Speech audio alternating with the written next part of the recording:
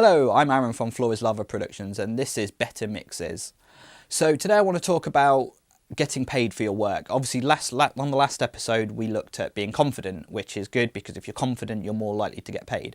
Now you should always be asking for money no matter what you do. It's very difficult starting out because it can be a bit embarrassing. You might doubt your skill level and you might, have all these things saying, no, do it for free, do it for free, do it for free.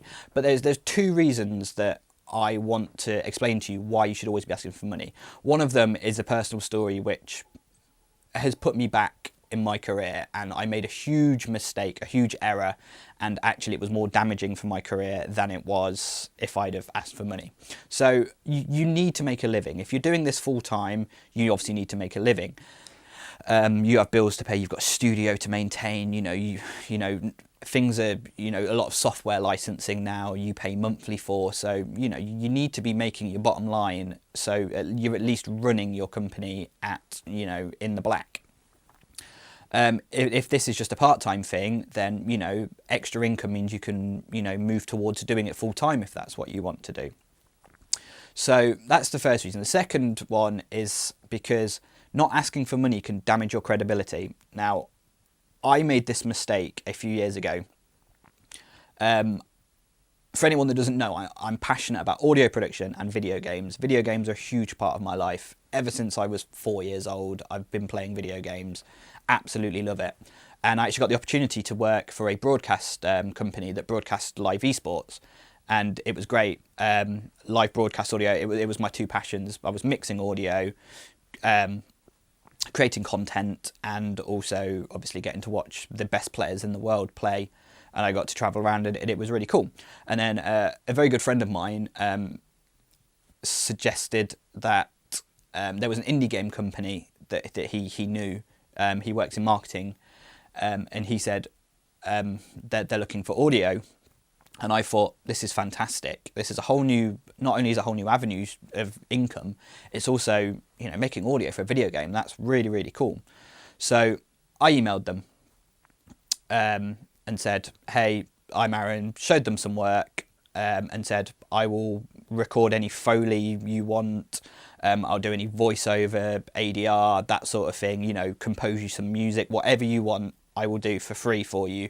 I just want crediting and to be able to use it in my portfolio. And I thought, this is great. I'm going to have my name on the titles of a video game. And I thought, I've got enough exposure from previous projects to be able to, this is cool. I thought they were going to open the email and go, wow, this is our lucky day. We're going to get Aaron to do our audio and he's not going to charge us anything where someone else would charge thousands.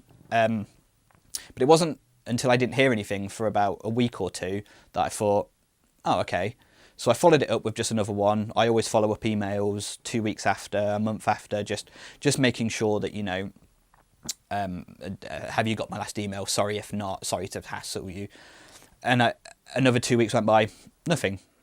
So that was the point where I thought, something's wrong here. So I spoke to my friend who works in marketing, and he explained to me that I had damaged my proposal by not asking for money. Now, I didn't quite understand this, but now looking back, I really do. If you think about it, if you go in saying, I will do it for free, it kind of makes you look a bit desperate, and it makes it look like you're not professional, and it makes it look like, you don't think you can charge for it, which was hugely damaging, where if I'd have gone in and said, I will do it for $5,000, which, is a fair sum of money, but probably about where you'd be looking at for that level of, audio production, they would have been more likely to go, yeah, that's fine. Because they're making a product that they want to sell, and they think that if someone's going to come up and say they'll do it for free, it shows that they're not confident in themselves. They don't think that they can ask for money. And I have no problem asking for money and, budgeting and making money out of what I do. But it was the fact that I got overexcited about something that I wanted to do, and I let my professional guard down for just one email. And now, if they've now spoken to other indie video game companies, that could have damaged my reputation to the point where I might never be able to get anything from anyone from them or associated. Because to me, it looks very unprofessional to go, because who in their right mind is going to they're making a product that they're hoping to, you know, make a lot of money on. I'm assuming they put a big investment into it. And they don't want someone like me coming along and spending 2 months doing the audio to find out that it's bad. And it wouldn't have been bad. It would have been good, I think. And, you know, I would have given it my all. But from their point of view, it probably wasn't the best idea. So it's always worth asking for money. I do stuff for free every now and again. I've just done some mastering for someone who was struggling with their mastering. And I did it for free for them. I mastered the track, but I didn't do it because I was just doing it for them. I did it and I wrote down step by step what I'd done, just to give them a bit more of an understanding. So now they won't have to ask anyone again, because now they've seen the process of how it all works, which I have no problem with doing that. I have no problem with helping people out for free. But when it comes to business, I learned a very valuable lesson that day, that I should always, always, always ask for money, because professional people don't do stuff for free. It's like the Joker said, if you're good at something, never do it for free. So you should always be asking for money, even if it's just, you know, equipment costs, even if it's just, well, I'll need this plugin to do it, or I'll need this microphone to hire. At least it looks like you're professional. So always try and charge something. It's okay. People always think, oh yeah, but I'll do a few for free and then it'll give me a portfolio. You can go onto any website and find multi-tracks that you can mix and use for your portfolio. It's not really an excuse anymore.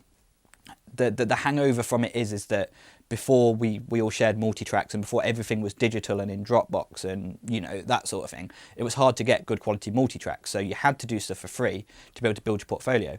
But that's not the case anymore. You can go, if you go to producelikeapro.com, Warren Hewitt, he puts multi-tracks out all the time that he lets you use for your portfolio. It's much better to do that, and even though you'll probably have the same mix as other people because everyone else will be using multi-tracks, it's better than doing it for free. So even if it's a friend's band, asking for money will make them feel better because they know they're paying for a service.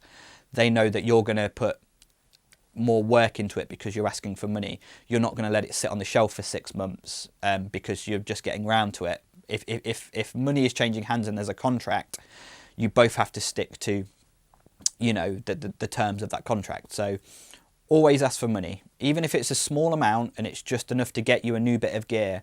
You know, you want to mix a track for someone, ask for 100 quid. That can buy you an SM57 or SM58. It's another microphone in your locker. And if you do that 10 times, you know, you've suddenly got enough mics to record a drum kit. You've suddenly, you know, you've got a new bit of outboard gear. You know, you've paid for Pro Tools for, I don't know how much it is. I think it's about £1,000 a year. But, you know, you've paid that. And then once you start asking once you get over the hurdle of asking for money, then it becomes very, very easy to do so in future. If you think about it, I don't know where this embarrassment comes from and this idea of that you shouldn't ask for money, because you wouldn't go into a shop and say, oh, I don't fancy paying for this item, because you should be giving it for free because you're getting experience as a shopkeeper. Excuse me. So I don't know why it's done in an audio way. But anyway, I'm going to stop waffling now. I've got lots of things on. Got some exciting news coming up about a project that I'm doing this summer. I'm going to be away for a whole month. It's going to be really cool, and I'm going to do a daily diary of what I'm doing, but it's a big thing. So hopefully I'll give you a bit of an insight into how a major worldwide event is run on an audio side. Okay, so I'm Aaron from Floor is Lava. You can find us on Facebook. It's facebook.com/Floor is Lava Productions. You can find us on Twitter. It's @FloorIsLavaUK, or you can visit our website. It's floorislava.co.uk. If you do want anything mixing or mastering, I've got a bit of free time over the next month. So if you do want anything, if you mention that you saw it in this video or on our YouTube channel, I will offer you a bit of a discount. I'm still asking for money, just I've got a few spaces that I need to fill. But until next time, happy audio production.